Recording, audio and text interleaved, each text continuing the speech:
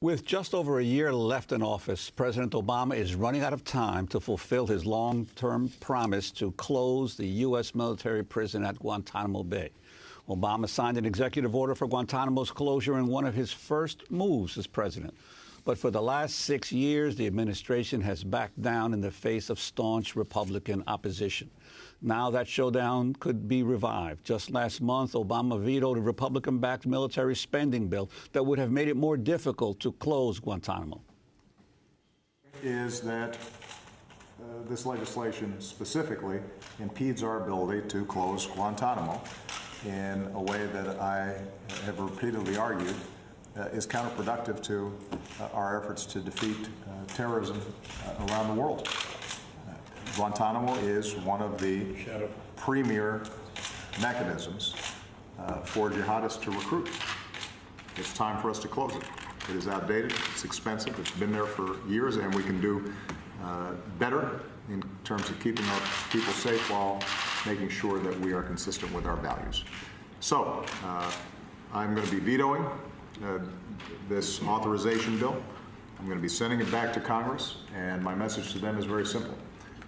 Let's do this right.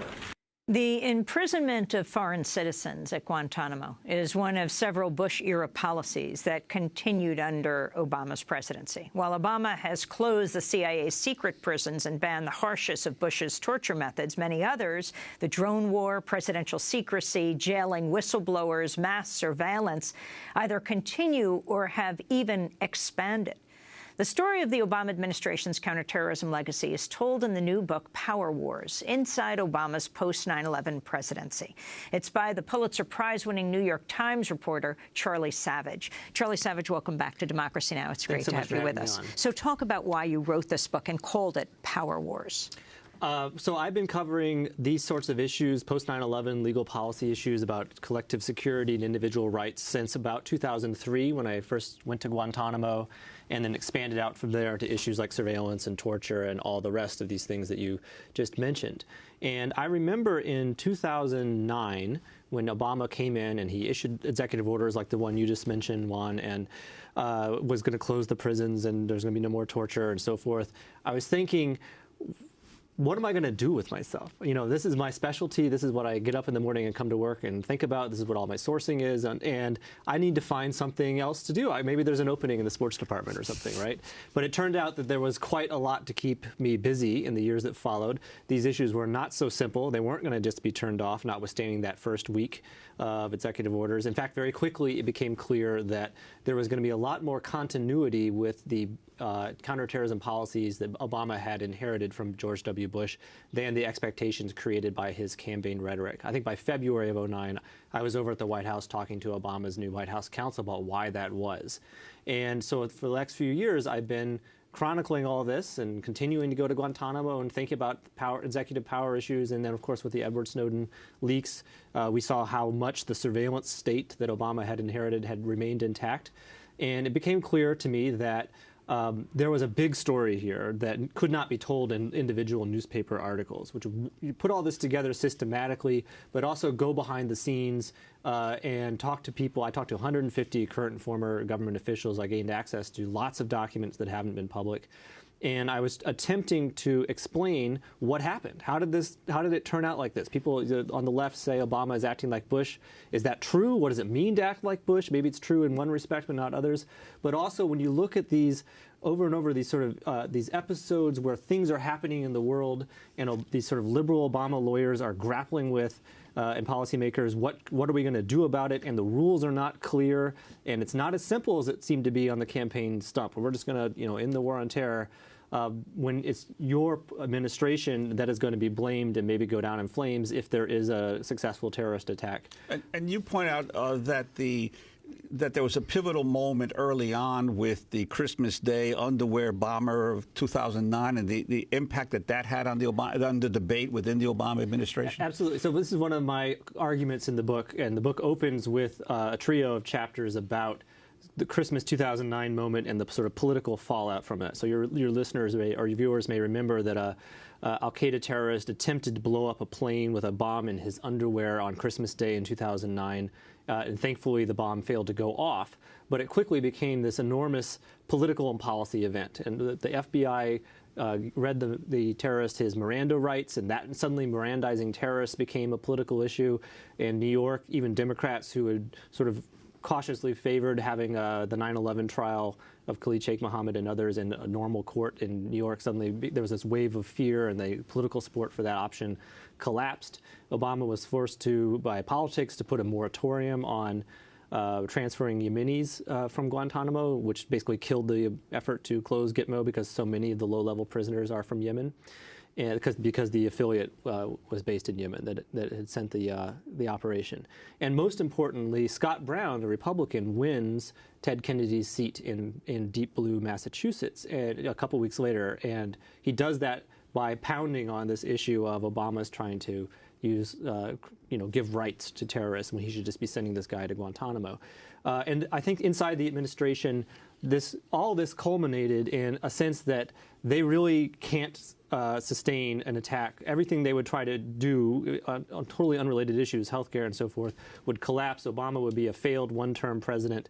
And at that point, this sort of ambiguous, ambivalent first year he had where he'd sort of kept this but got rid of that, was going to keep this but ratchet it back, shifts. And he takes a much harder line on counterterrorism issues than he had before as an individual. And within the administration, security-minded voices, many of whom are permanent parts of the government, not part of the political appointees who come in, and who are reluctant to let this guy out of Guantanamo or put this tool back in the toolbox and say we're not going to use it anymore.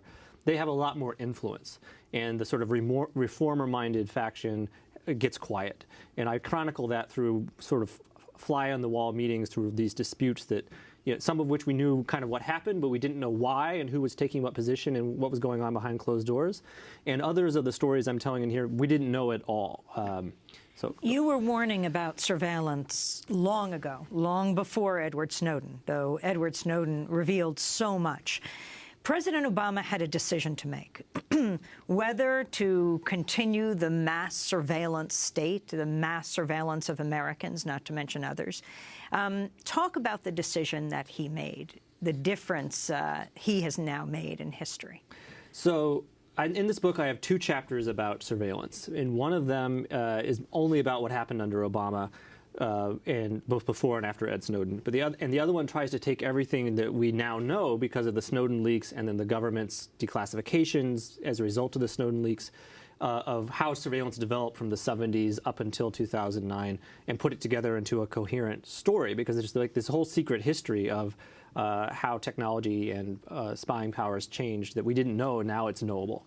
But I opened that historical chapter with a briefing that Obama received on February 4, I think it was, 2009, right at that moment where I was thinking there was nothing left for me to do, but was also starting to realize, wait, what about these things they say they're going to keep?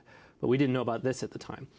So Obama comes into the Situation Room to receive a briefing on all these surveillance programs and the program that's keeping records of all Americans' domestic phone calls and emails that we don't know about until after the Snowden leaks. But he finds out about it at this briefing, and the sort of permanent security state, the FBI and the NSA and the CIA and the intelligence community want to tell the new president, here's what you've inherited. And they brief him on all this stuff. And they also explain how George W. Bush had sort of put it in unilaterally by fiat. I'm the commander-in-chief. The law doesn't matter. We're going to do this after 9/11.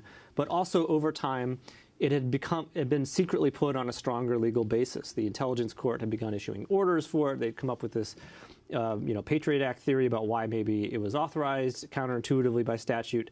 And so their argument was, it's okay now because the legal basis for it is okay. And over we see the pattern in the Obama administration of what was the problem with Bush? Is it the problem that these programs are inherently bad, or is the problem that Bush was putting them in place in a way that violated statutes? And the very lawyerly minded Obama administration, Obama himself being a lawyer, a lot of the policymakers around him being lawyers, were overwhelmingly focused on the problem with Bush, if there was one, being a legal problem.